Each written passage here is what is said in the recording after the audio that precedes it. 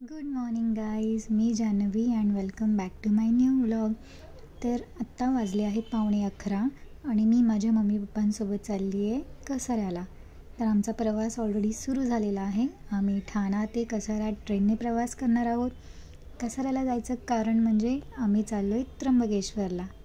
तर तुम्हाला हा व्लॉग त्र्यंबकेश्वरचा बघायला मिळेल.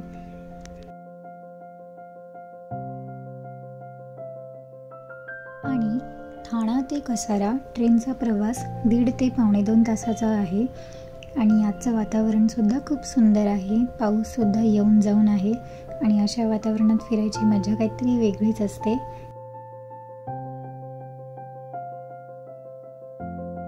तर आता वाजलेले आहेत 12:20 आणि आम्ही कसारा स्टेशनला पोचलेलो आहोत.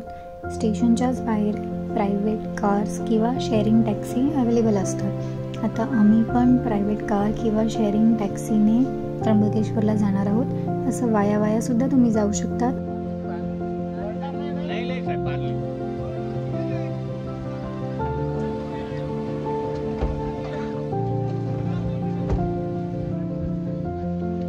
सो फायनली आम्हाला शेअरिंग टॅक्सी भेटलेली आहे.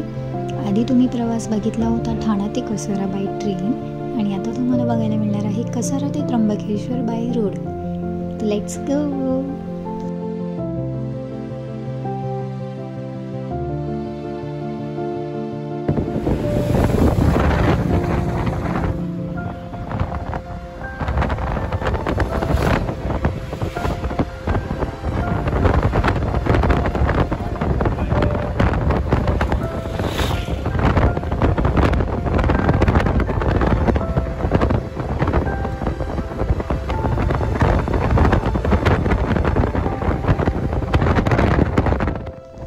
तर इथून पुढे कसारा घाट चालू होणार आहे आणि तुम्हाला खूप मस्त व्ह्यू बघायला मिळणार आहे.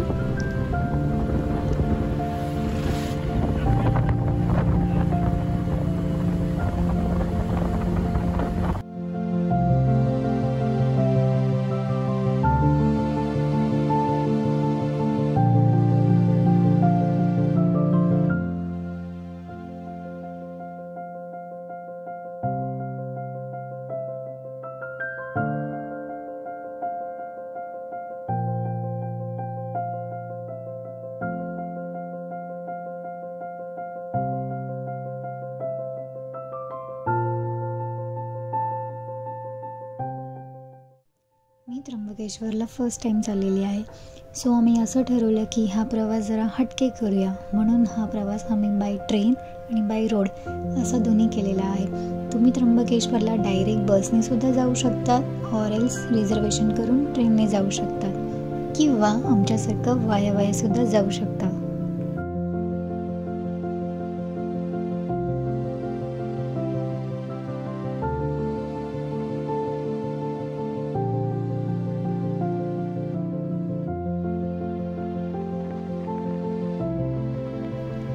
हा इथला व्ह्यू खूपच छान आहे. म्हणजे हे डोंगर, त्याच्यावरती आलेले धुकं बघून खूपच मस्त वाटतं. पावसात फिरायची मजा काहीतरी वेगळीच असते.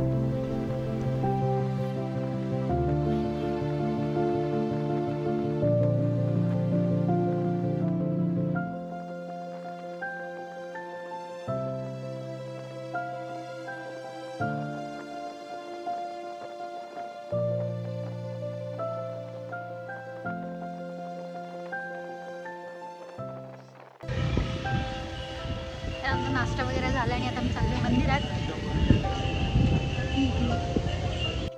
सो आम्ही त्र्यंबकेश्वरला 2 वाजता पोहोचलेलो होतो आणि आम्हाला खूप भूक लागली होती. सो आम्ही डायरेक्ट खायला गेलो आणि आता आमचा नाश्ता वगैरे सगळं झालेला आहे आणि आता आम्ही चाललेलो आहोत मंदिरात. आणि इथलं वातावरण खूप थंड आहे आणि इथे एकदम मस्त गार हवा सुटलेली आहे. खूपच मस्त वाटते. आणि ते बघा समोर आहे मंदिर.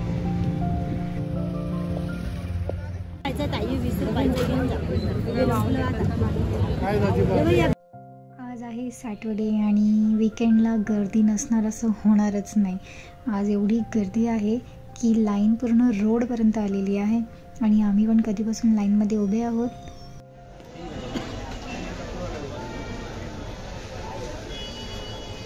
मी असं शूट करते एका साईडने आणि एका साईडने तुम्हाला दाखवते. छान वाटतं. केवढी लाईन आहे, केवढी लाईन आहे. सो गाईज, तुम्हाला मी इथली एक इंटरेस्टिंग गोष्ट सांगते, ती म्हणजे डोनेशन दर्शन. हे दर्शन आपल्याला 200 रुपीज पे करून करायला मिळणार आहे. त्याची लाईन वेगळी आहे आणि विदाऊट डोनेशन दर्शनची लाईन वेगळी आहे. बट काहीच फायदा नाही आहे, कारण की डोनेशन लाईनलासुद्धा तेवढीच गर्दी आहे जेवढी विदाऊट डोनेशनला आहे. आम्ही तर विदाऊट डोनेशन लाईनमध्ये जाणार आहोत.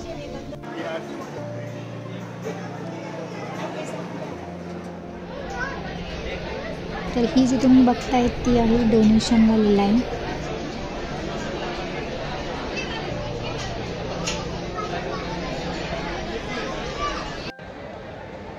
आता आम्ही चाललोय लाईनमध्ये.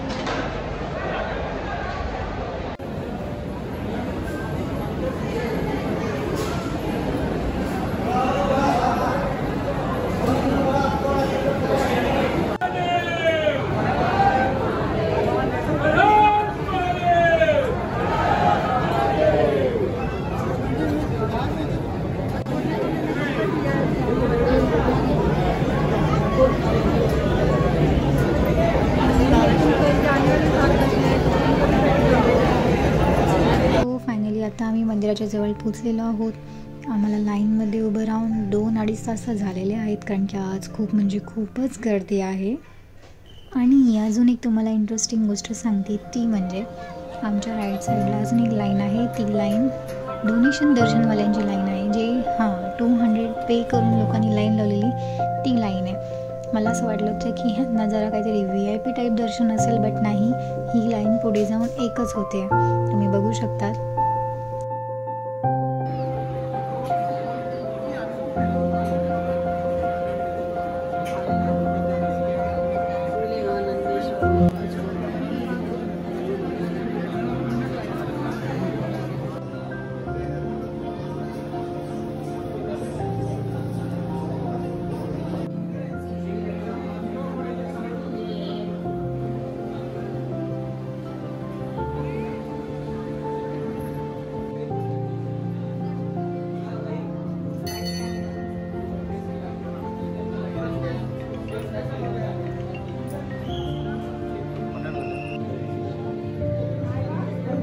तर आता आम्ही चाललेलो आहोत मंदिराच्या गाभाऱ्यात.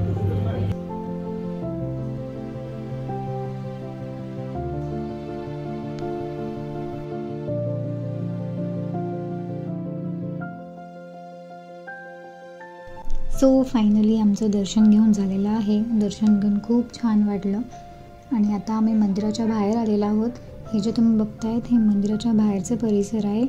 आणि हे मंदिर एवढं पुरातन काळातलं असूनही अतिशय सुंदर आहे, म्हणजे अजूनही तसंच आहे. तर आत्ता वाजले संध्याकाळचे 7 आणि आम्ही चाललो आहे आता घरी, म्हणजेच ठाण्याला. जर तुम्हाला माझा हा व्लॉग आवडला असेल तर नक्की लाईक, शेअर आणि कमेंट करायला विसरू नका. Thanks for watching. बाय.